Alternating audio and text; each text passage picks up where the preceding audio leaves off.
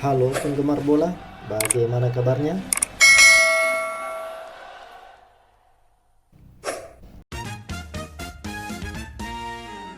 Timnas U23 debutan penakluk raksasa.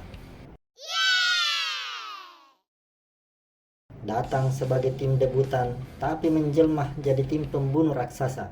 Begitulah gambaran sederhana kiprah Timnas U23 di Piala AFC 2024. Seperti diketahui, tim Garuda Muda datang ke Qatar sebagai tim debutan dan langsung bergabung bersama Australia, tuan rumah Qatar, dan Jordania. Sebuah grup yang bisa dibilang grup neraka.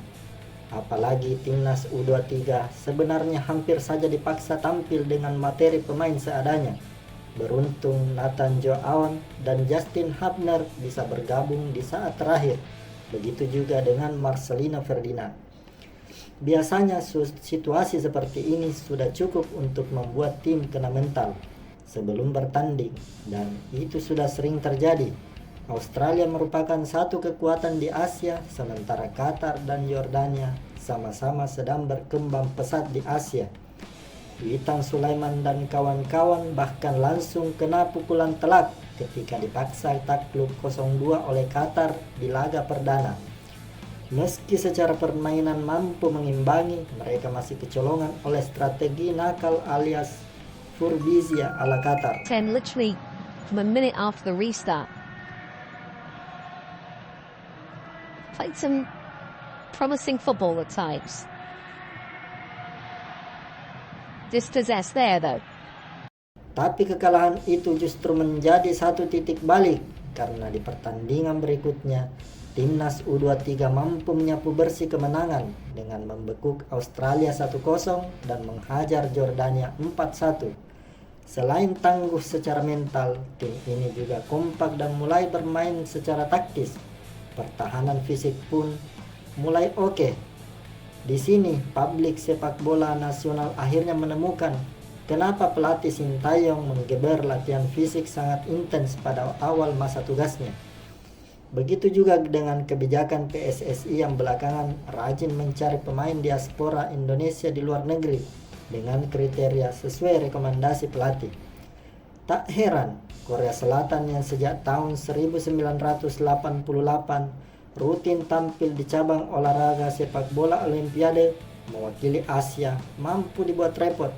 Sepasang gol Rafael Strike mampu mengejutkan Lee Yong-jun dan kawan-kawan dan membuat skor imbang 2-2 bertahan sampai 120 menit plus injury time usai.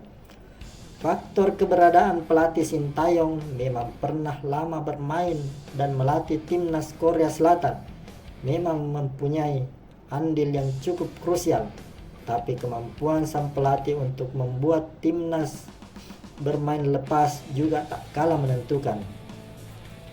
Entah apa kalimat atau petua yang diucapkan ex-pelatih timnas Korea Selatan ini, yang jelas sejak kekalahan 0-2 oleh Qatar, timnas U23 seperti memperlakukan setiap pertandingan layaknya partai final. Alhasil, timnas U23 justru berkembang ke arah yang tak terbayangkan sebelumnya. Kemenangan 11-10 atas Korea Selatan di babak adu penalti memastikan debut Garuda di Piala Asia U23 menjadi satu debut dengan capaian bersejarah. Bonusnya, kesempatan tampil di Olimpiade 2024 cukup terbuka dengan minimal meraih juara ketiga. Tiket ke Paris sudah di tangan. Kalaupun gagal, masih ada kesempatan di partai playoff Asia Afrika melawan Guinea. Capaian ini menjadi satu lompatan besar buat tim yang selama bertahun-tahun lebih suka memprioritaskan medali di level Asia Tenggara dan terbuai dalam cerita nostalgia masa lalu yang sebenarnya banyak diwarnai kisah patah hati. Kesempatan tampil di Olimpiade 2024 yang didahului dengan penampilan di fase gugur Piala Asia 2023, progres ke kualifikasi Piala Dunia 2026, plus kesempatan lolos ke Piala Asia 2027 menjadi satu rangkaian kisah yang mungkin tidak akan pernah ada andai PSSI dan pihak-pihak terkait masih mendewakan Piala AFF dan SEA Games. Terlepas dari kekurangan yang masih ada, sinergi antara pelatih Sintayong dan PSSI menunjukkan bagaimana seharusnya timnas Indonesia berjalan. Sudah bukan waktunya lagi membahas potensi yang masih berupa omong kosong, karena potensi nyata berupa pemain diaspora dan latihan intensif terbukti menghasilkan. Meski belum membuahkan trofi juara, ada progres yang bisa menjadi dasar menuju ke sana. Untuk saat ini, setidaknya kita bisa menikmati aksi tim Garuda di lapangan hijau, bukan hanya pada saat lagu kebangsaan Indonesia Raya berkumandang sebelum kick-off. Soal bagaimana perjalanan tim Merah Putih ke Piala Asia U23 setelah ini, kita hanya perlu menikmati tanpa terlalu berharap, karena mereka sudah mencapai level yang sebelumnya bahkan tak pernah dicapai. Mereka sudah membuat kita semua mulai berani bermimpi, dan itu adalah hadiah terbaik yang bisa diberikan. Apapun hasil akhir perjalanan timnas U23 di Qatar, mereka sudah sukses besar menjalankan peran sebagai tim pembunuh raksasa. Sebuah kisah epik yang akan diingat untuk waktu yang sangat lama.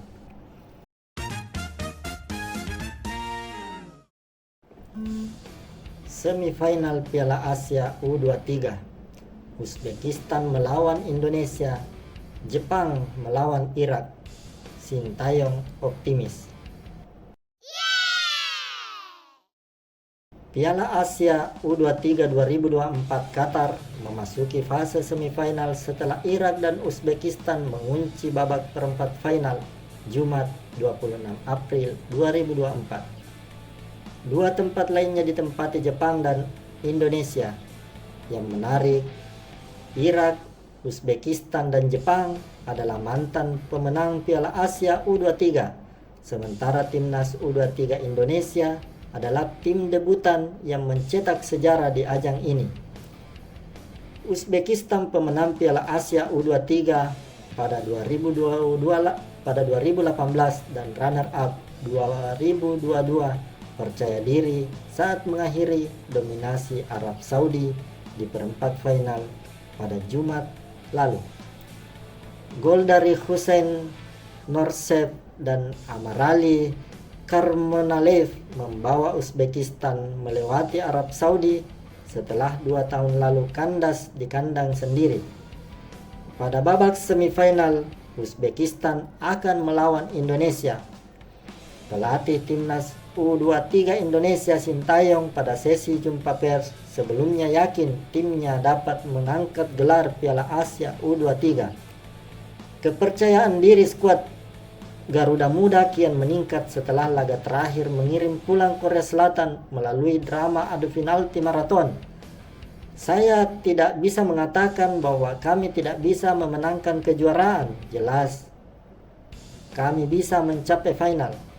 Hal itu memberi kami kepercayaan diri dan kami mampu mencapai 4 besar, ujar Sintayong dilansir di laman PSSI.